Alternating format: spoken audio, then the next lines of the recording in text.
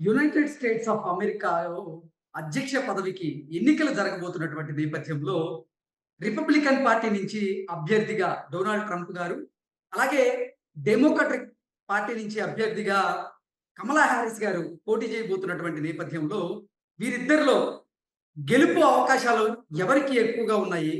ప్రస్తుతం అమెరికాలో పరిస్థితులు ఎలా ఉన్నాయి? అనే దాని మీద మనం విశ్లేషణ చేసుకునేటువంటి ప్రయత్నం చేద్దాం.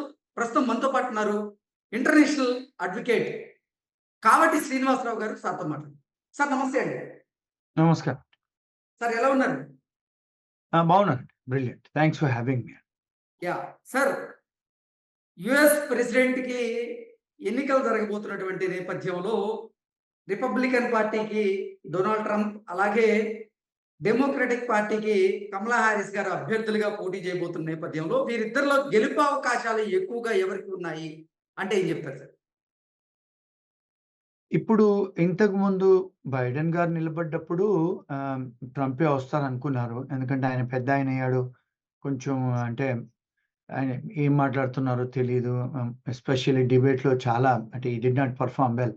హ్మ్. దాని తర్వాత ఆయన తర్వాత నేను చెయ్యనని చెప్పి కమలా హారిస్ గారిని ముందు పెట్టి ఇప్పుడు డెమోక్రటిక్ పార్టీ వాళ్ళు 97% మద్దతిచ్చారు కన్వెన్షన్‌లో. ఆమెనే పార్టీకి రిప్రజెంట్ చేస్తూ ప్రెసిడెంట్‌గా.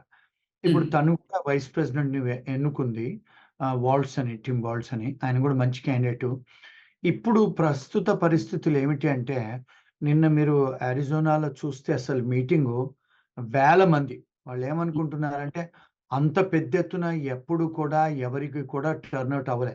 ఆమె ఎక్కడికి వెళ్తే అక్కడ బ్రహ్మాండమైన టర్నౌటు.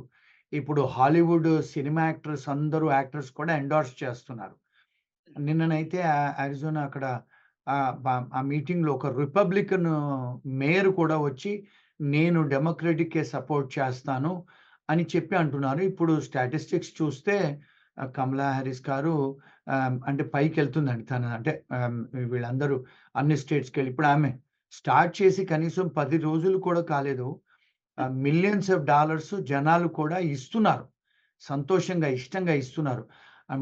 అందులో చాలా మంది మొదటిసారి డబ్బులిచ్చిన వాళ్ళు. యంగ్ అమ్మాయిలు. So, okay. డెఫినిట్‌గా కమలా హారిస్తే కనపడుతుందండి ఇప్పుడైతే. కమలా హారిస్ గారు అధ్యక్ష రేసులోకి రాకముందు పరిస్థితులు వేరుగా ఉన్నాయి. అందరూ కూడా రిపబ్లికన్ పార్టీ అభ్యర్థి అయినటువంటి డొనాల్డ్ ట్రంప్ గారు గెలవబోతున్నారు అనేటువంటి ధీమాతో ఉన్న నేపథ్యంలో, ఇప్పుడు కమలా హారిస్ గారు కూడా డెమోక్రటిక్ పార్టీ నుంచి అభ్యర్థిగా నిలబడటం, ఇప్పుడు సమీకరణాలు ఒక్కసారిగా మారిపోయాయి. ఈ నేపథ్యంలోనే అసలు కమలా హారిస్ గారు భారతీయ సంతతికి చెందినటువంటి వ్యక్తి అయినటువంటి నేపథ్యంలో, ఇప్పుడు అంటే అమెరికాలో జాతి వివక్ష అనేది ప్రత్యేకంగా ఎక్కువగా ఉన్నటువంటి నేపథ్యంలో కమలా హారిస్ గారికి అమెరికన్స్ ఓటు వేసేటువంటి పరిస్థితి ఉందా? అంటే ఏం చెప్తారు సార్? బ్రహ్మాండమైన క్వెషన్ అడిగారండి. ఇప్పుడు అమెరికా హిస్టరీ చూసుకుంటే, ఎప్పుడు కూడా వీళ్ళు ఇక్కడ అమెరికన్ మెన్ను ఒక ఆడామె అంటే ఒక లేడీ అధ్యక్షత అనేది హ్మ్. వీళ్ళకి అంటే ఉండదు. చరిత్రలో లేదు. ఇప్పుడు హ్మ్. వరల్డ్‌లో చూసుకుంటే మనకు ప్రైమ్ మినిస్టర్‌గా మన ఇందిరాగాంధీ గారు చాలా కాలం చేశారు. బంగ్లాదేశ్‌లో చేశారు. కానీ ఇక్కడ ఈ తెల్ల దేశాలలో ఇది అంటే అమెరికా దేశానికి ఫస్ట్ టైమ్ అంటే ఒక లేడీ అధ్యక్షత అంటే పోటీ పడటం. హ్మ్. ఇంతకుముందు హిల్లరీ క్లింటన్ గారు కూడా చేస్తే ఆమెను ఓడగొట్టారు. అవును. ఆమెకివ్వలేదు. ఒబామాకిచ్చారు. నల్లవాడదే అయినా కూడా. హ్మ్. ఆఫ్రికన్ అయినా కూడా. ఇప్పుడు ఏమంటున్నారు అంటే, ఇప్పుడు తనకు ఆహ్, మన కమలా హారిస్ గారు జమైకన్ అంటే హెరిటేజ్ నాన్నగారు జమైకన్ తండ్రి అంటే నల్లవారు. హ్మ్. తల్లి వచ్చి ఇండియను. సో, కానీ తను పుట్టింది అమెరికాలో కనుక తనంతా చిన్నప్పుడంతా బ్లాక్ స్కూల్స్‌కే వెళ్ళిందంట. ఓకే. అంటే వాళ్ళ నాన్నగారు, వాళ్ళ నాయనమ్మ గారు వాళ్ళ ఇన్‌ఫ్లూయన్స్ ఎక్కువుంది ఆమెకు. హ్మ్. అంటే ఇండియాకి కూడా వచ్చేదంట. తనే చెప్పారు. 2 సంవత్సరాలకో, 3 సంవత్సరాలకోసారి వచ్చేవాళ్ళు. వారేందంటే తమిళ్ అయ్యంగారు బ్రాహ్మిన్స్ వాళ్ళ అమ్మగారు. హ్మ్. అంటే మీకు తెలుసు, నాకు తెలుసు. కాస్త తమిళ్ అయ్యంగార్ బ్రాహ్మిన్స్ కాస్త మన దగ్గర కూడా వాళ్ళ అయ్యర్స్‌ను లేకపోతే వేరే ద్రవిడులను వాళ్ళు అంటే దే డోంట్ యాక్సెప్ట్ ఇట్. కానీ ఇక్కడ ఈ కేస్‌లో చూసుకుంటే తను వచ్చి వెళ్ళేదంట. ఇక్కడ హ్మ్. ఏమవుతుంది ఇక్కడ అమెరికాలో ఇప్పుడు ఏమవుతుంది అంటే బికాజ్ తను ఆహ్, నల్లవారుగా ఐడెంటిఫై చేసుకొని, బ్లాక్ కాలేజ్‌కి వెళ్ళి అందరికీ గూడా తను బ్లాక్స్‌కనే తెలుసు. మొన్న గూడా ట్రంప్ గారు నాకందరికీ బ్లాక్ అని తెలిసింది గానీ, ఐయామ్ అసలు యాక్చువల్ హిందూ హెరిటేజ్ అని చెప్పాను. హ్మ్. ఇక్కడ ఏమవుతుందంటే అండి, ఈవెన్ దో ఆమె హెరిటేజెస్ ఇప్పుడు ఇంతకుముందు గూడా ఒబామా గారు వస్తారు నల్లవాడని ఎప్పుడు అనుకోలే అమెరికాలో. కానీ హ్మ్. మరి ఆ హిస్టరీ తీర్చిదిద్దారు గదండీ అమెరికన్సు. ఇప్పుడు కూడా అందరూ ఏమనుకుంటున్నారంటే, హ్మ్. ఫస్ట్ టైము అంటే 2 దేశాల అంటే జమైకనును, ఇండియన్ హెరిటేజు బట్ అమెరికాలో పుట్టి పెరిగిందామె. అందరూ ఏమంటున్నారంటే, ఈ తెల్లవాళ్ళు ఈవెన్ జర్నలిస్ట్‌లు కూడా హ్మ్. బ్లాక్ జర్నలిస్ట్‌లు కూడా ఏమంటున్నారంటే, ఈవెన్ దో ఆమె అంటే హెరిటేజ్ వేరే కంట్రీ ఆమె అయినా కూడా హ్మ్. Because she has excellent academic background. ఆమె మంచి లా స్కూల్‌కి వెళ్ళింది. తను పబ్లిక్ ప్రాసిక్యూటర్‌గా చేసింది. తను హ్మ్. డిస్ట్రిక్ట్ అటార్నీ అంటే ఇక్కడ ఏమిటంటే అండి ఈ దేశంలో సార్. మీరు పబ్లిక్ ప్రాసిక్యూటర్ కావాలన్నా అమెరికాలో పబ్లిక్ ప్రాసిక్యూటర్‌ని డిస్ట్రిక్ట్ అటార్నీ అంటారండి. పబ్లిక్ ప్రాసిక్యూటర్ మన దగ్గర మన దేశాల్లో ఇంగ్లాండ్‌లో ఏంటంటే, గవర్నమెంట్ ఏదైతే పొలిటికల్ పార్టీ వాళ్ళుంటారో వాళ్ళు అపాయింట్ చేస్తారు. ఇక్కడ అలా కాదండి. మీరు ఒకవేళ ఇప్పుడు హైదరాబాద్‌లో నేను పబ్లిక్ ప్రాసిక్యూటర్ కావాలంటే, క్రిమినల్ డిఫెన్స్ అడ్వకేట్‌గా చాలా పేరు ప్రఖ్యాతులు తెచ్చుకోవాలి. అవును. ఒకటి. రెండోదేంటంటే, పబ్లిక్ ప్రాసిక్యూటర్ హైదరాబాద్‌కి కావాలంటే ఎలక్షన్స్ ఉంటాయి. అంటే హ్మ్. ఓట్లేసి గెలిపియాలి పబ్లిక్ ప్రాసిక్యూటర్‌గా. ఆ సిస్టమ్ అమెరికాలో. మూడోదేంటంటంటే ఆమె హ్మ్. కాలిఫోర్నియా అది ఎంత ఈ సినిమా వాళ్ళుంటారు. Loss Vegas, Los Angeles, San Francisco అంతా తెల్లవాళ్ళుంటారు. అక్కడ గూడా గవర్నర్ గారు గూడా ఫారినరే అయ్యారెప్పుడో. అంటే అర్నాల్డ్ కార్. హ్మ్. ఈమె ఫస్ట్ అక్కడ డిస్ట్రిక్ట్ అటార్నీగా కాంటెస్ట్ చేసి గెలిసి బ్రహ్మాండమైన పేరు తెచ్చుకుంది. తెచ్చుకున్న తర్వాత మళ్ళా ఏం చేసింది తను, మళ్ళీ అటార్నీ జనరల్‌గా గూడా కాంటెస్ట్ చేసింది. ఇప్పుడు మన దగ్గర ఏంటంటే, ఇప్పుడు తెలుగుదేశం పార్టీ వస్తే తెలుగుదేశమో లేదా టీఆర్ఎస్ వాళ్ళొస్తే అపాయింట్‌మెంట్ ఉంటది. ఇప్పుడు అవును. మొన్న కాంగ్రెస్ వాళ్ళొచ్చారు. పాతోళ్ళని తీశారు. కొత్తోళ్ళని అపాయింట్ చేశారు. పొలిటికల్ హ్మ్. అపాయింట్. హ్మ్. ఇక్కడ ఉండేయండి. మళ్ళీ ఇక్కడ కూడా కాంటెస్ట్ చేయాలి. అంటే స్టేట్ లెవెల్‌లో మళ్ళీ జనాలు ఓట్లేస్తారు ఆమెకి. హ్మ్. అంటే అటార్నీ జనరల్‌గా కూడా చేసింది వారు. ఆమె హ్మ్. అటార్నీ జనరల్‌గా చేసిన తర్వాత మెయిన్ స్ట్రీమ్ పాలిటిక్స్‌లోకొచ్చింది. మెయిన్ స్ట్రీమ్ పాలిటిక్స్‌లోకి రావటం అంటే మెంబర్ ఆఫ్ పార్లమెంట్ అంటే సెనేటర్‌గా. అంటే సెనేట్‌గా చేయటం అంటే ఒక స్టేట్‌కి ఇద్దరే ఉంటారు. మనలాగా జిల్లాకు ఒక మెంబర్ ఆఫ్ పార్లమెంట్ ఉండరు. ఒక ఓకే. స్టేట్‌కి ఇద్దరు, ముగ్గురు మాత్రమే ఉంటారు. ఆ ఎలక్షన్‌లో కూడా గెలిచిండ్రు వారు. గెలిచి వైట్ హౌస్ కూడా వచ్చి ఇప్పుడు వైస్ ప్రెసిడెంట్‌గా ఫస్ట్ టైమ్ ఒక వుమెన్ వైస్ ప్రెసిడెంట్ అమెరికాకు. ఎగ్జాక్ట్. అంటే ఇప్పుడు ప్రెసిడెంట్ కూడా అయినా కూడా మేము ఆశ్చర్యపోమని తెల్లవాళ్ళు, మరీ నల్లవాళ్ళు, హ్మ్. లాటిన్ అమెరికన్సు, మళ్ళీ ఇండియన్సే కానీ, బ్లాక్సే కానీ చాలామంది ఆడవాళ్ళు సినిమా యాక్టర్లు, చాలామంది పొలిటీషియన్స్ అంతా కూడా మా ఆడవాళ్ళు ఎందుకు కాకూడదు ప్రెసిడెంటు అని వాళ్ళు ఎట్లా సంబోధిస్తున్నారంటే, నువ్వొక తల్లివి అమెరికాకు తల్లవ్వాలి అని కొంతమంది సినిమా హీరోయిన్స్ తెల్లవాళ్ళు. అంటే వాళ్ళు హ్మ్. చెప్తున్నారు పబ్లిక్‌కొచ్చి. అంటే వాళ్ళ ఓకే. సోషల్ మీడియాలో పెడుతున్నారు. అంటే అంత స్పందన ఇంతకుముందు ఎప్పుడూ లేదంట అమెరికాలో. ఓకే. అంటే అదొకటి. రెండోదేంటంటే తను ఇంతకుముందు వైస్ ప్రెసిడెంట్‌గా ఫండ్ రైజ్ చేయమని చెప్పేది. హ్మ్. తనను పేరు డిక్లేర్ చేసిన 24 గంటల్లో $100,000,000 వచ్చాయండి డబ్బు. ఓకే. 100,000,000 24 గంటల్లో. హ్మ్. ఇప్పుడు గత 10 రోజులలో $5,00,000 వచ్చాయంట. ఇప్పుడు ఆమె ఫండ్ రైజింగ్‌లో. అంటే జనాలు కోకొల్లలుగా డబ్బిస్తున్నారు ఒకటి. ఓకే. రెండోది యంగ్ వోటర్స్ ఉంటారండి. ఇప్పుడు నేను గూడా మీకు హానెస్ట్‌గా చెప్తాను. నేనెప్పుడు అమెరికన్ పాలిటిక్స్‌లో వెళ్ళలేదు. హ్మ్. అమెరికాలో 24 ఏళ్ళు నించున్నాను. కానీ తన ఫస్ట్ ప్రెసిడెన్షియల్ స్పీచ్ విన్న తర్వాత ఒక రాత్రి నాకు అంటే నిజంగా గూడా కళ్ళకి నీళ్ళొచ్చి నేను డిసైడ్ అయ్యాను. అందుకే ఎళ్లి ఇప్పుడు యాక్టివ్‌గా జాయిన్ అయినా ఓకే. పాలిటిక్స్‌లో శ్రీనివాసరావు గారు మెంబర్‌షిప్ ఇంకొక చేస్తున్నా. ప్రశ్నండి. యాహ్! శ్రీనివాసరావు గారు ఇంకొక ప్రశ్నేంటంటే, డొనాల్డ్ ట్రంప్ మీద ఆయన మీద దాడి జరిగినటువంటి నేపథ్యంలో అది ఆయనకి సింపతిగా మారి గెలుపు దిశగా ఆయన అడుగులు వేసేటువంటి అవకాశం ఉండదా? అంటే ఏం జెప్తారు? ఏవండీ ఇప్పుడు ఇక్కడ ఇండియన్ పాలిటిక్స్, అమెరికన్ పాలిటిక్స్ తేడా అండి ఇక్కడ. ఓకే. ఇక్కడ మనం అర్థం చేసుకోవాల్సింది ఏంటంటే, ఎవరైతే చంపటానికి ప్రయత్నం చేసి చంపేయడానికి వచ్చిన వాడెవరైతే ఉన్నాడో, వాడు హ్మ్. వాళ్ళ పార్టీ వాడే. రిపబ్లికన్ పార్టీ వాడే. వాళ్ళ అమ్మ, హ్మ్. నాయన కూడా రిపబ్లికన్ పార్టీ వాళ్ళే. వాళ్ళ పార్టీ వాడే వాళ్ళని చంపాలనుకున్నారు. ఇప్పుడు హ్మ్. ఫర్ ఎగ్జాంపుల్ ఎవరైనా ఇండిపెండెంట్ వాడు చంపాలనుకుంటే, అప్పుడు సింపతి వచ్చేది.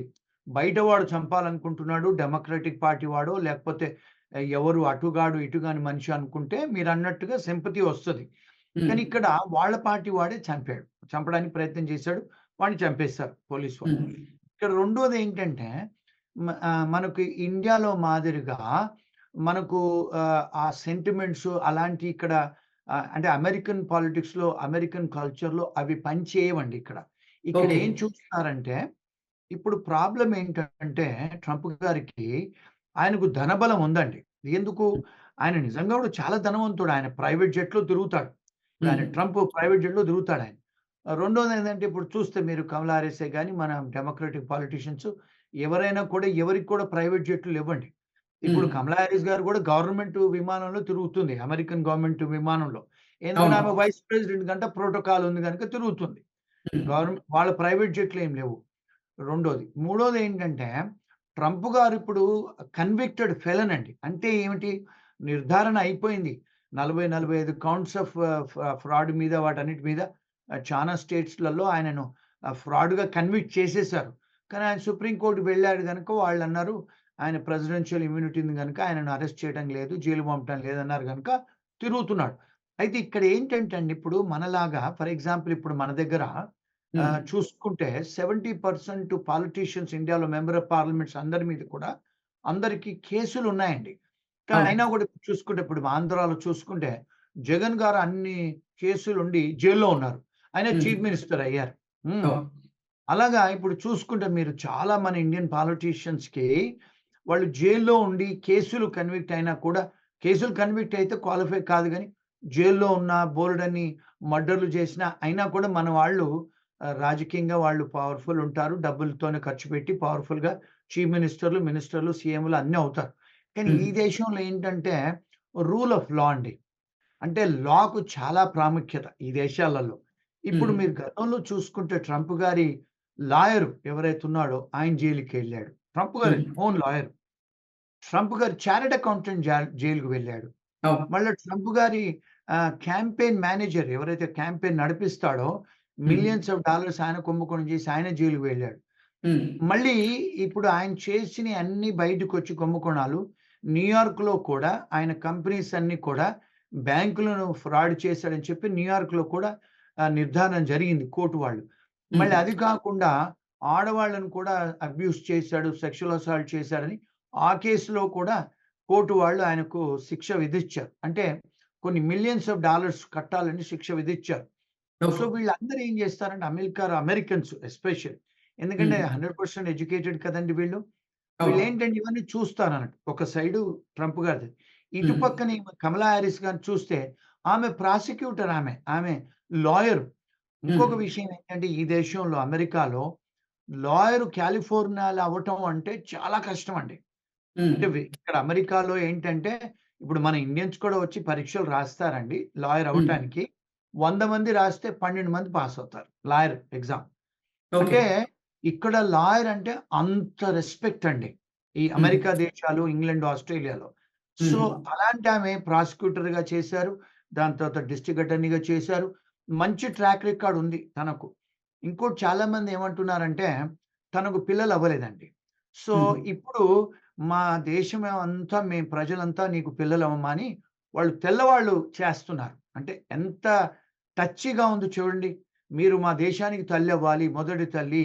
మీరెందుకు అవ్వగూడదు? అంటే సెంటిమెంట్ వీళ్ళు గూడా సెంటిమెంట్ ఫీల్ అవుతున్నారు. ఒక హ్మ్. దొంగనెందుకు ప్రెసిడెంట్ చెయ్యాలని. అంటే ఇప్పుడు వీళ్ళు అన్నీ క్యాంపెయిన్‌లో ఇవన్నీ కూడా మాట్లాడతారండి. అంటే ఇవన్నీ కూడా స్వేచ్ఛ ఉంది గనుక మాట్లాడుతున్నారు. అక్కడ ఓకే. ఎవిడెన్సెస్ కూడా ఉన్నాయి గదా! అందుకని ఇలా జరుగుతుంది. So, okay. She is Srinivasa Rao valid garu. Point వినండి. Yeah! Srinivasa Rao garu, Kamala Harris గారు ట్రంప్ మీద కొన్ని ఆరోపణలు చేస్తూ ఉన్నారు. అలాగే ట్రంప్ గారు కూడా కమలా హారిస్ మీద కొన్ని ఆరోపణలు చేస్తూ ఉన్నారు. ఈ నేపథ్యంలోనే ఇద్దరు గూడా టీవీ డిబేట్‌లకి ఒకరినొకరు ఇన్వైట్ చేసుకున్నట్టు ఉన్న పరిస్థితుల్లో ఇప్పుడసలు ఎవరికి అక్కడ క్రేజ్ ఉంది? అమెరికన్‌లు ఎవరికి పట్టం కట్టబోతున్నారు? అంటే ఏం చెప్తారు సార్? ఇప్పుడు నేను గూడానండి చాలా ఇప్పుడు మెయిన్ స్ట్రీమ్ టీవీలలో నేను చూస్తా ఉంటాను. ఎందుకంటే కొంచెం హ్మ్. పాలిటిక్స్ ఇంట్రెస్ట్ నాకు ఇంటర్నేషనల్ పాలిటిక్స్ కూడా ఇంట్రెస్ట్ కనుక నేను ఈ తెల్లవాళ్ళు ఎవరైతే సీఎన్ఎన్ ఉన్నారో వీళ్ళందరియి కూడా చూస్తుంటాను రెగ్యులర్‌గా. అది హ్మ్. కాకుండా ఇప్పుడు మనలాంటి యూట్యూబ్ ఛానెల్స్ కూడా ఇక్కడ చాలా మంది తెల్లవాళ్ళు నడుపుతారు వాళ్ళు. చాలా మంది తెల్లవాళ్ళు యూట్యూబ్ ఛానెల్స్ నేను చూస్తున్నాను కదా! హ్మ్. వాళ్ళు గూడా విశ్లేషణ చేస్తారు.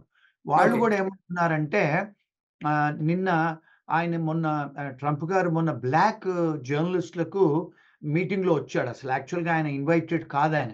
అంటే హ్మ్. ఈయనని ఇన్వైట్ చేస్తారు. బ్లాక్ జర్నలిస్ట్‌ల అసోసియేషన్ నేషనల్ లెవెల్‌లో. అక్కడికొచ్చి పిచ్చ పిచ్చగా మాట్లాడాడు. ఆ హ్మ్. బ్లాక్ జర్నలిస్ట్‌లతోని.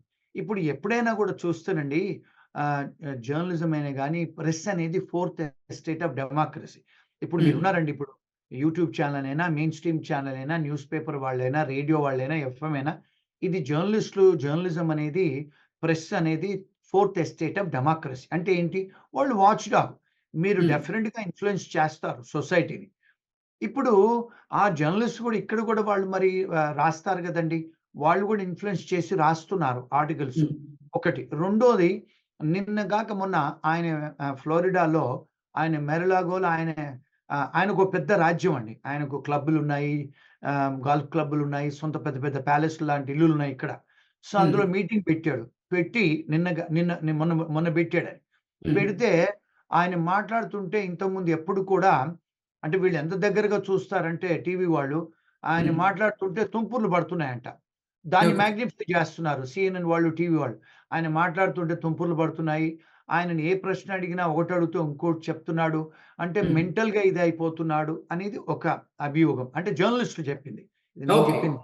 రెండోదేంటంటే ఆయనే మరి నువ్వు ఇక్కడేంటంటే మనం అర్థం జేసుకోవాల్సింది అమెరికన్ పాలిటిక్స్‌లోనండి ఇది చాలా క్రూషియల్. మన హ్మ్. దగ్గరలాగా లేదిక్కడ.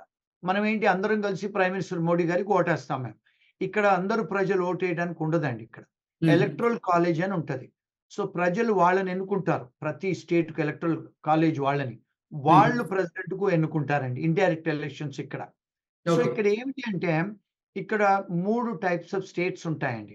హ్మ్. ఒకటేమో ఇప్పుడు రెడ్ రెడ్ స్టేట్స్ అంటారు. ఒకటి బ్లూ స్టేట్స్ అంటారు. ఒకటి స్వింగ్ స్టేట్స్ అంటారు. అంటే ఏమిటి? అమెరికాలో 50 స్టేట్లండి. హ్మ్. కొన్ని స్టేట్‌లు డిఫాల్ట్ డెమోక్రాటిక్స్ అక్కడ. ఇప్పుడు ఫర్ ఎగ్జాంపుల్ న్యూయార్క్ ఉన్నాయండి. న్యూయార్క్, హ్మ్. న్యూ జెర్సీ మీరు ఆహ్, ఆమె కమలా హారిస్ వచ్చినా రాకున్నా ఈ స్టేట్ డెమోక్రాటిక్ స్టేట్ గనుక మేమందరం ఓట్లేస్తాం. వచ్చినా హ్మ్. రాకున్నా. ఆమె రిపబ్లికన్ ఎంతొచ్చి మాట్లాడినా ఎయ్యం. ఇప్పుడు ట్రంప్ గారు రిపబ్లికన్ ఆయన న్యూయార్క్ అతనే. ఆయన హ్మ్. ఎన్ని ఇల్లులు ఇక్కడే ఉన్నాయి. వ్యాపారాలు ఇక్కడే ఉన్నాయి. ఆయన ఎంత మాట్లాడినా ఎయ్యరు. ఎందుకంటే రిపబ్లికన్ స్టేట్ కాదు. కొన్ని స్టేట్స్ ఉన్నాయి. రిపబ్లికన్ స్టేట్స్ ఉన్నాయి. ఇప్పుడు హ్మ్. అమెరికాలో. ఆ స్టేట్స్ అన్నీ ఆయన పోయి మాట్లాడుకోగానే ఆయనకేస్తారు. కొన్ని స్టేట్స్ ఉన్నాయండి. అవి స్వింగ్ స్టేట్స్ అంటారు వీళ్ళు. అంటే ఏంటి? ఇటు గాదు, అటు గాదు. అంటే ఓకే. వీళ్ళు పోయి మాట్లాడతారు. వాళ్ళు పోయి మాట్లాడతారు. వీళ్ళు ఇన్‌ఫ్లూయెన్స్ జేస్తారు. వాళ్ళు ఇన్‌ఫ్లూయెన్స్ జేస్తారు. ఎవరైతే ఈ స్వింగ్ స్టేట్స్‌లలో గెలుస్తారో అంటే హ్మ్. వాళ్ళు ఎలక్టరల్ కాలేజ్ మెంబర్స్ అక్కడ ఎక్కువున్నారు. పెద్ద స్టేట్స్ అవి. ఇప్పుడు హ్మ్. ఫర్ ఎగ్జాంపుల్ టెక్ససే గాని, మంటానా గాని అట్లా కొన్ని స్టేట్స్ ఉన్నాయి. హ్మ్. పెన్సిల్వేనియా అక్కడ వాళ్ళు పోయి మాట్లాడి ఇన్‌ఫ్లూయెన్స్ చేయగలిగితే, ఆ ఎలక్టరల్ కాలేజ్ వాళ్ళు వీళ్ళకి ఓటేస్తారు. ఆ ఓకే. స్వింగ్ స్టేట్స్‌లో ఈమె ఎక్కువ తిరుగుతుందిప్పుడు. హ్మ్. ఆయనేమంటున్నాడు జర్నలిస్ట్‌లు అడిగారు, "ఏంటి నువ్వు వారం నుంచి ఆ స్టేట్స్‌కు వెళ్ళట్లేదేంటి నువ్వసలంటే" ఓవర్ కాన్ఫిడెన్స్‌గా నేను గెలవడం నిర్ధారణ అయిపోయింది. అందరూ నాకే ఓటేస్తారు. నేను పోవాల్సిన అవసరం లేదు. నేనిప్పుడు అన్ని సోషల్ మీడియాలో అన్ని అడ్వర్టైజ్‌మెంట్‌లో కూడా నేను రికార్డింగులు చేసుకుంటున్నానని అలాంటి ఆహ్, మాటలు చెప్తున్నారాయన. అంటే ఓకే. ఇక్కడ విశ్లేషణ ఏంటంటే జర్నలిస్ట్‌లది, ఆయనకు కొంచెం సరే. కాన్ఫిడెన్స్ పోతుంది. ఆయనకు కూడా వయస్సు పడుతుంది. ఇప్పుడు హ్మ్. ఈమె తిరిగినప్పటి నుంచి చాలా ఇప్పుడు ఇంతకుముందు అయితే అంటే ఇప్పుడు మన దగ్గరలాగా గూడా ఇక్కడ గూడా చేస్తారు గదండీ! ఇప్పుడు హ్మ్. మీ జర్నలిస్ట్‌లు కూడా మీ టీవీ వాళ్ళే గాని కొంతమంది కంపెనీస్ ఉంటాయి. ఇక్కడ గూడా వాళ్ళు స్టాటిస్టిక్స్ తీసి హ్మ్. సర్వేలు చేస్తుంటే ఈమెది పైకెళ్తుంది. Okay. Day by day Kamala Harris గారిది పైకెళ్తుంది. అంటే హ్మ్. అంతకుముందు ఆయనున్నప్పుడు పెద్దాయన జో బైడెన్ ఉన్నప్పుడు కిందకుండే. ఇప్పుడు అదే హ్మ్. స్టేట్‌లో ఈమె పైకెళ్తుంది. ఓకే. సో, విపరీతమైన మన్నన, విపరీతమైన ఎంకరేజ్‌మెంటు, డబ్బు జనాలు హ్మ్. కూడా బయటకొస్తున్నారండి. ఇప్పుడు ఓకే. ఇంకొక ఇష్యూ ఏంటంటే, హ్మ్. తనేంటంటే ఇండియన్స్‌ని ఎప్పుడు రీచ్ అవ్వలే కమలా హారిస్ గారు. ఇప్పుడు ఓకే. మళ్ళీ ఇండియన్స్‌ని గూడా రీచ్ అవుతున్నారు. ఇప్పుడు చాలామంది ఇండియన్స్ కూడా బయటకొస్తున్నారు. And hmm. They are doing fund raising అంటే మన వాళ్ళు 6% ఉన్నా గూడా కంట్రీలో హ్మ్. ఇండియన్స్ చాలా ధనవంతులండి. వాళ్ళు చేయగలుగుతారు. So, okay. అది సార్ ఇక్కడ ఒక చిన్న ప్రశ్న ఏంటంటే, కమలా హారిస్ గారు అధ్యక్ష పదవిలో గెలిస్తే అమెరికాలో ఉన్నటువంటి ఇండియన్స్‌కి మంచి జరుగుతుందా? లేదంటే డొనాల్డ్ ట్రంప్ గారు గనక అక్కడ అధ్యక్ష పదవిలో గనక ఆయన గెలిస్తే ఆ ఎన్నికల్లో అమెరికాలో ఉన్నటువంటి ఇండియన్స్‌కి మంచి జరుగుతుందా? అంటే ఏం చెప్తారు? మన ఇండియన్స్ ఎవరు గెలవాలని కోరుకుంటున్నారు? ఇప్పుడు మనకు ఇండియన్స్ అంటే మనం అందరం మైగ్రెంట్స్ అండి. హ్మ్. ఇక్కడ మనకు ఫస్ట్ కావాల్సింది ఏంటి? మనకి ఇండియన్స్‌కొచ్చే వాళ్ళకి స్టూడెంట్ వీసాలు వస్తాయా? లేవా? ఒకటి. హ్మ్. రెండోది ఈ స్టూడెంట్ వీసాలు వచ్చిన వాళ్ళకి హెచ్-1లు వస్తాయా? లేవా? అదే హ్మ్. గదా! మనకు కావాల్సింది. ఈ అవును. హెచ్-1 వాళ్ళకు గ్రీన్ కార్డ్ ఇస్తారా? లేరా? మనకు చూసుకోవాల్సింది ఇదే గదండీ! హ్మ్. ఇండియన్స్‌కి, ఇమ్మిగ్రెంట్స్‌కు. నాలుగోదేంటి మా ఇండియన్స్‌కి ఏమన్నా ఉద్యోగాలొస్తాయా? హ్మ్. మనకేమన్నా ఉంటదా ఇక్కడ ప్రొటెక్షన్? అదే గదా! మనం హ్మ్. చూసుకునేది. మనం Indian stand point of view లేకపోతే మన ఇండియన్ మీడియా వాళ్ళు చూసేది. ఇప్పుడు నేను మీకు దీంట్లో మీకు అనలైజ్ చేసి చెప్తానండి. సరే. ఇప్పుడు డొనాల్డ్ ట్రంప్ గారు ఏమంటున్నారంటే, నేనిక్కడ ఎవరైతే ఇమ్మిగ్రెంట్స్ ఉంటారో అన్‌లాఫుల్‌గా అంటే వాళ్ళెవరైతే వచ్చారో బయట దేశాల నుంచి, ఈ హ్మ్. మధ్య కాలంలో ఇండియన్స్ కూడా బోర్డర్ క్రాస్ చేసి వస్తున్నారండి. సో, ఇక్కడ చాలా మంది లక్షల మంది ఇండియన్స్ కూడా ఉన్నారు. అంటే అందరూ హ్మ్. స్టూడెంట్ వీసాలు హెచ్-1లో రారు గదండీ! చాలా మంది విజిట్‌లో వచ్చిన వాళ్ళు గూడా చాలా మందున్నారు ఇండియన్స్. మరి ఆయననేదేంటంటే ఆయన ఒక 900 పేజీల అజెండా పెట్టుకున్నాడంట 2025కి. హ్మ్. ఏమని? ఎవరైతే ఇల్లీగల్‌గా ఉంటారో వాళ్ళందరిని డిపోర్ట్ చేస్తానని. మరి ఒకవేళ డిపోర్ట్ చేస్తానంటే, మన స్టూడెంట్స్ కూడా చాలా మంది అన్‌లాఫుల్‌గా ఉంటున్నారు. కొంతమంది చదువులు లేక, కొంతమంది హెచ్-1లు కూడా అన్‌లాఫుల్‌గా ఇల్లీగల్ అయిన వాళ్ళున్నారు. మరి వీళ్ళందరూ ఒకవేళ వస్తే చాలా మంది విజిట్‌లో వచ్చిన వాళ్ళు ఉండిపోయారు. మరి వీళ్ళందరిని ఆయన డిపోర్ట్ చేస్తాడు గదండీ! ఆయన పాలిసీ ప్రకారము. ఒకటి. హ్మ్. రెండోది, రెండోది ఇప్పుడు ప్రపంచంలో చూసుకుంటే ఏమవుతుందంటే, ఇప్పుడు ఇంగ్లాండ్‌లో కానీ, లేకపోతే జర్మనీలో కానీ, స్వీడన్‌లో కానీ ముస్లింలు వాళ్ళందరిని పంపించేస్తున్నారండి. అవును. మరిప్పుడు ఈయనున్నప్పుడు కూడా అంటే మన ఇండియా నుంచి కూడా ముస్లిమ్స్ వస్తారు గదండీ మరి. మన హ్మ్. దేశం అంటే సెక్యులర్ కంట్రీ హిందూస్ ఉన్నారు, ముస్లిమ్స్ ఉన్నారు, క్రైస్తవులున్నారు. హ్మ్. మరి ఒకవేళ ఈయన ఒకవేళ డొనాల్డ్ ట్రంప్ గారు ఒకవేళ ప్రెసిడెంట్ అవుతే, ఎందుకంటే తను గతంలో ఏం చేశారంటే, అన్ని ముస్లిం కంట్రీస్ నుంచి ఎవరైతే వస్తారో వాళ్ళందరికి బ్యాన్ పెట్టాడు. హ్మ్. పెట్టేసి అక్కడున్న దేశాలలో ఉన్న కౌన్సులేట్స్ అన్ని క్లోజ్ చేసేసాడాయన. హ్మ్. మళ్ళా బైడెన్ గారొచ్చి కొంత ఓపెన్ చేశారనుకోండి. అన్నీ చేయలేదు. సో, హ్మ్. ఇప్పుడు ఒకవేళ ఆయనొస్తే డెఫినిట్‌గా వీళ్ళందరిని కూడా బ్యాన్ చేస్తా అంటున్నాడు. ఓకే. పంపించేస్తా. అంటే అందులో మన వాళ్ళు గూడా డెఫినిట్‌గా ఎఫెక్ట్ అవుతది ఇండియన్స్. Indians okay. అంటే ముస్లిమ్స్ కూడా ఉంటారు. హ్మ్. 2 ఇంక మూడోది మునుపటిలాగా ఆయన ఒకవేళ మరి ఎంబసీస్ అన్ని క్లోజ్ చేసి బ్యాన్స్ పెడితే మరి డెఫినిట్‌గా మరి ఇమిగ్రెంట్స్‌కు వీసాలు, గ్రీన్ కార్డ్‌లు కూడా అయ్యే ఇబ్బందులవుతాయి. హ్మ్. ఇంక నాలుగోది మరి మన వాళ్ళకేమన్నా హెచ్-1లు వస్తాయా అంటే, ఇక్కడ హెచ్-1లు పెంచాలంటే ఇక్కడ మనకి ఇండియాలో పార్లమెంట్ లాగా ఇక్కడ గూడా కాంగ్రెస్‌లో వాళ్ళు లా పాస్ చేయాలండి. హ్మ్. ఎప్పుడైనా ఇక్కడ 60,000 ఉంటాయి. 20,000 మాస్టర్స్‌కి, 40,000 జనరల్ కోటా. హ్మ్. ఇదంతా ప్రపంచవ్యాప్తంగా వాళ్ళిస్తారండి 60,000. ఇది ప్రెసిడెంట్ చేతిలో ఉండదండి. అది కాంగ్రెస్ చేతిలో ఉంటది. అంటే ఎట్లయితే మన ఫర్ ఎగ్జాంపుల్ మోడీ గారు ఏదైనా చేయాలనుకుంటే ఆయన ఒక్కడే కాదు గదండీ! బికాజ్ హ్మ్. బీజేపీ పవర్‌లో ఉంది. వాళ్ళ మెజారిటీ సీట్స్ ఉన్నారు గనుక పార్లమెంట్‌లో మన ఇండియన్ పార్లమెంట్‌లో ఏదైనా లా పాస్ చేయాలంటే ఇప్పుడు గతంలో కాశ్మీర్‌ది ఇష్యూయే గాని లేకపోతే యూనిఫార్మ్ కమర్షియల్ మన సివిల్ కోడ్ అవన్నీ గూడా చేశారు. ఎందుకు హ్మ్. వాళ్ళ పార్టీ మెజారిటీ ఉంది గనక. ఇక్కడ ఆ పరిస్థితులు లేవు. ఎందుకంటే కాంగ్రెస్‌లో కూడా వీళ్ళు డెమోక్రాట్స్, రిపబ్లికన్స్ కూడా మెజారిటీలో ఉన్నారు. సో, హ్మ్. అది ఆయన చెయ్యాలంటే ఆయన చేయలేడు. ఇక్కడ కాంగ్రెస్‌లో లా పాస్ అవ్వాలి. So, okay. చెప్పటానికి రాజకీయంగా చెప్తున్నారాయనే. కానీ హెచ్-1లు ఏం చేంజ్ చేయడానికి అవ్వదు. సో, ఇప్పుడు నాలుగోది ఎకనామికల్. ఎకనామికల్లీ ఆయనొచ్చిన తర్వాత ఏమైనా టర్న్ అరౌండ్ అవుద్దా అంటే, ఇప్పుడు చూసుకుంటే గతంలో ఎప్పుడైతే తను పార్టీలో ఉన్నారో కోవిడొచ్చింది అవన్నీ వచ్చాయి. అంటే వీళ్ళ విశ్లేషణ ఏంటంటే, గొప్పగా ఎకానమీ ఏమి మారలేదు. దాని తర్వాత బైడెన్ గారొచ్చిన తర్వాతనే స్టాటిస్టిక్స్ చూస్తే మారాయని చెప్తున్నారండి. హ్మ్. అంటే చాలా కంపెనీస్ చైనా నుంచి వెనక్కొచ్చాయని. ఓకే. అదొకటి. ఇప్పుడు నాలుగో విషయం అండి ఎకనామికల్లీ ఇప్పుడు హ్మ్. చూసుకుంటే జపాను, అమెరికా ఇప్పుడు మొన్న 4 రోజుల కింద స్టాక్ మార్కెట్ క్రాష్ అయిపోయింది అమెరికాలో. హ్మ్. ఇక్కడ. మళ్ళీ ఇక్కడ అందరూ స్టాక్స్ కూడా అమ్మేస్తున్నారిప్పుడు.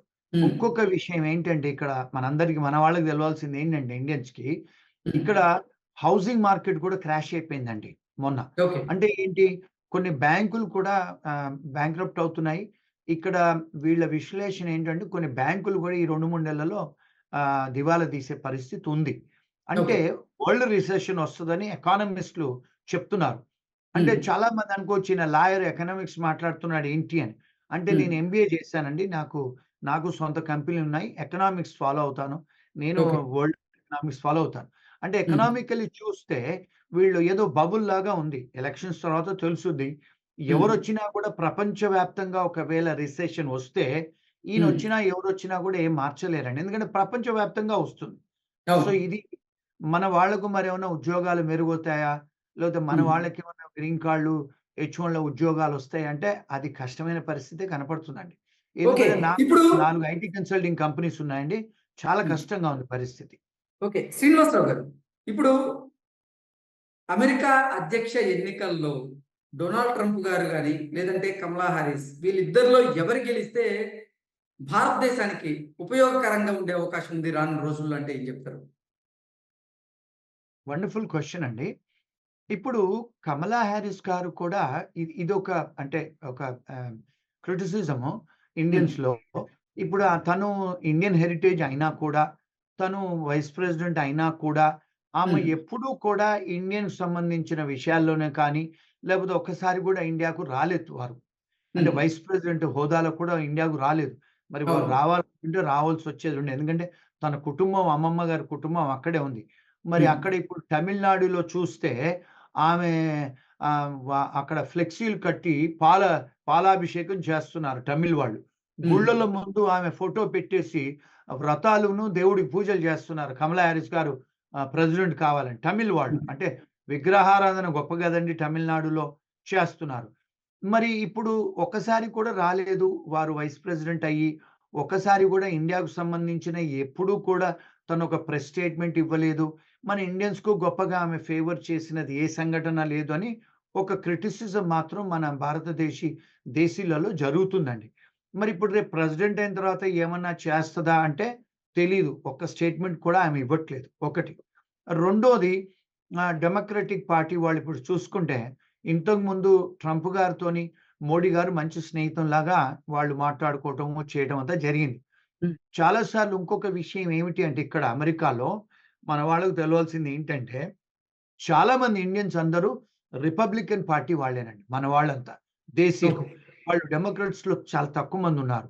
హ్మ్. అంటే బికాజ్ అమెరికా మొత్తంలో రిపబ్లికన్సే ఉన్నారు కనుక, వాళ్ళు ట్రంప్ గారికే కాస్త మొగ్గు చూపిస్తున్నారు.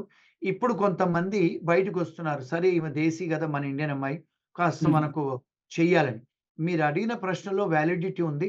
ఇప్పుడు ఈమె వచ్చిన తర్వాత నేనేదైనా చేస్తానని ఒక స్టేట్‌మెంట్ ఇవ్వలేదు. ఆమె హ్మ్. అజెండా గూడా బయట పెట్టలేదు ఇంకా. ఇప్పుడు హ్మ్. వీళ్ళ అంటే ఈమె రేపు ఇంటర్నేషనల్ రిలేషన్‌షిప్స్‌లో ఏం చేస్తారు వీరు అనేది ఆ డిబేట్‌లో తెలుసుద్ది. రెండోది ట్రంప్ గారు మాత్రం మొదటి నుంచి కూడా తనకు ఇండియాలో పూనాలో గూడా, బాంబేలో అన్ని ఊర్లలో తనకు ట్రంప్ టవర్స్ ఉన్నాయి. తనకి హ్మ్. ఇంట్రెస్ట్స్ ఉన్నాయి, ప్రాపర్టీస్ ఉన్నాయి, వ్యాపారాలున్నాయి ట్రంప్ గారికి. హ్మ్. తనెప్పుడు మోడీ గారితోని మాట్లాడుతుంటారు. మన భారతదేశస్తులు చాలా మంది గూడా తనకు స్నేహితులు. సో, మరి ఏమన్నా చేస్తారంటే డెఫినిట్‌గా ఏదైనా స్టూడెంట్స్‌కో లేకపోతే హెచ్-1 వాళ్ళకో, గ్రీన్ కార్డ్ వాళ్ళకో ఏమైనా చేస్తారేమో ట్రంప్ గారు. కానీ వారు గూడా ఇప్పటి వరకు కూడా ఏది చెప్పలేదు చేస్తానని. కానీ హ్మ్. ఇప్పుడు మాత్రం ఆమెను కమలా హారిస్‌ని ఆమెను కమలానా అని కొంచెం సర్కాస్టిక్‌గా మాత్రం మాట్లాడుతున్నారు వాళ్ళు.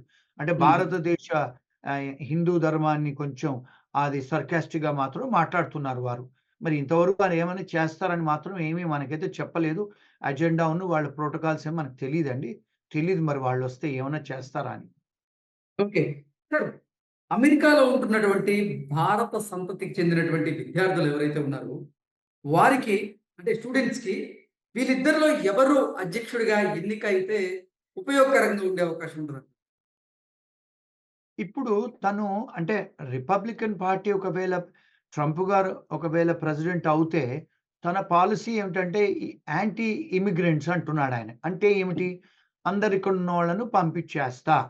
హ్మ్. కానీ ఇంకొక విషయం ఏమన్నాడంటే ఆయన ఎలక్షన్స్ ముందు ఎవరైతే క్వాలిఫైడ్ పీపుల్స్ ఉంటారో, ఒకవేళ ఎవరైనా మాస్టర్స్ చేసి ఉంటారో ఇక్కడ, ఎవరైతే క్వాలిఫైడ్ ఎడ్యుకేషన్ చేసి ఇక్కడ కాంట్రిబ్యూట్ చేస్తారో, హైటెక్ ఉద్యోగాల్లో చేస్తారో, వాళ్లకు నేను వెసులుబాటు చేస్తాను గ్రీన్ కార్డ్ వచ్చేటట్టు అని ఒకటి చెప్తున్నారు వారు.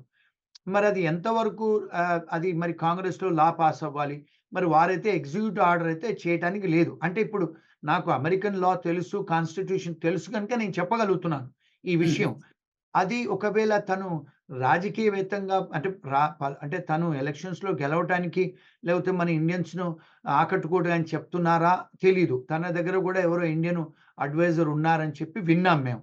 ఓకే. సో, ఇప్పుడు జగన్ గారికి లేకపోతే కేసీఆర్ గారికి ఎవరో అడ్వైజ్ ఇచ్చిన అతను కూడా ఉన్నారు అని చెప్పి వింటున్నాం మేము. తెలీదు మరెవరో బయట. So, okay. అలాంటి వ్యాఖ్యలు చేస్తున్నారాయన. ఓకే. రెండోదేంటంటే ఈమె ఇలాంటి ఏమి దాని వ్యాఖ్యలు ప్రకారంగా చేయదు. శ్రీనివాసరావు గారు, మీరు చెప్పిన దాని ప్రకారంగా జగన్ గారికి, అలాగే కేసీఆర్ గారికి అడ్వైస్ చేసిన వాళ్ళు గనక నిజంగా ట్రంప్ గారికి అడ్వైస్ చేస్తే, ఇక్కడ చూసుకున్నట్టయితే పరిస్థితి ఇటు జగన్ గారు ఓడిపోయారు.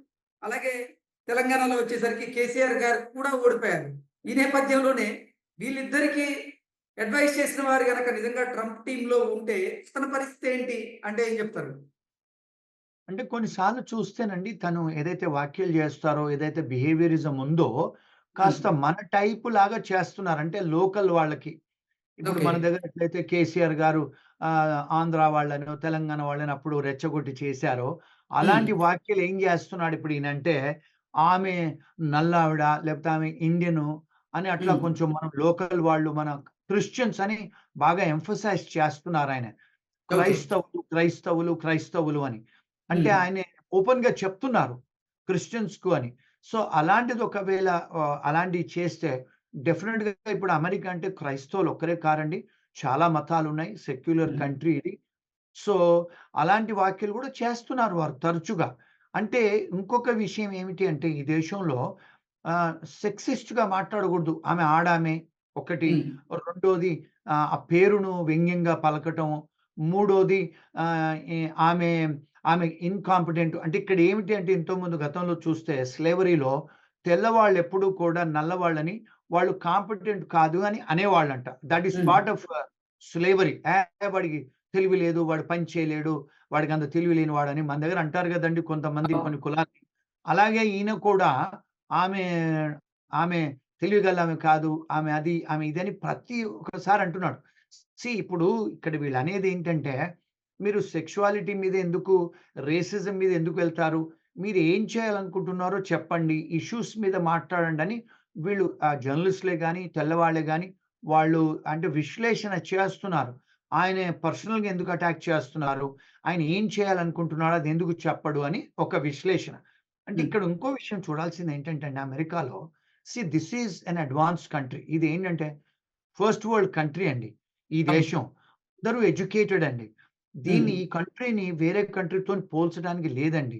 అంటే రాజకీయ పరంగా, ఎకనామిక్ పరంగా, రాజకీయ అన్ని విషయాల్లో. ఎందుకంటే this is ruling country in the world. ఇది ఇక్కడ అమెరికాలో ప్రెసిడెంట్ అయితే ప్రపంచంలో రాజ్యం ఆమె హ్మ్. చేసినట్టు. ఎందుకంటే వీళ్ళ మిలిటరీ స్థావరాలు 150 దేశాలలో ఉన్నారు. అవును. అమెరికా దేశం ఒక్క వాళ్ళదే 150 దేశాలలో వీళ్ళ మిలిటరీ స్థావరాలున్నాయి. స్థావరాలున్నాయి. ఆ! ఎగ్జాక్ట్‌గా. ప్రపంచంలో ఏ దేశంది లేదండి. హ్మ్. 150 దేశాల్లో ఏ దేశంలో స్థావరాలు లెవ్వు. హ్మ్. అంటే ఎంత పవర్‌ఫుల్ దేశమో చూడండి ఒకటి. రెండోది టెక్నాలాజికల్‌గా కూడా అన్ని కంప్యూటర్ ఐటీ కంపెనీస్ ఇక్కడే ఉన్నాయి. వరల్డ్ బ్యాంక్ ఇక్కడే ఉంది. యునైటెడ్ నేషన్స్ ఇక్కడే ఉంది. వీళ్ళే ధనం ప్రింట్ చేసి ప్రపంచానికి ఇస్తారు. సో, ఈ కంట్రీలో ఏదైతే మనం విశ్లేషణ చేస్తారో వీళ్ళు, అంటే ఇక్కడ సిటిజన్స్ హ్మ్. మనలాగా గొర్రెదాటు కాదండి. అంటే ఓకే. ఏమనుకోవద్దు మన వాళ్ళని అట్లా అన్నానండి. మన హ్మ్. దగ్గర ఏందంటే మనకి ఎడ్యుకేషను, మన దగ్గర 28 స్టేట్‌లు, 28 భాషలు, కల్చరు రిలీజియన్స్, మన కులాలు ఇవన్నీ గూడా ఫ్యాక్టర్స్ అక్కడ మన దగ్గర. కానీ అమెరికా అలా కాదండి. వీళ్ళు ఎడ్యుకేటెడ్, ఇన్ఫార్మ్డ్ సిటిజన్స్ వీళ్ళంతా. ఇవన్నీ కూడా చూస్తారండి వాళ్ళు ఓటేసేటప్పుడు. Okay. Okay sir. Thank you so much. Thank you.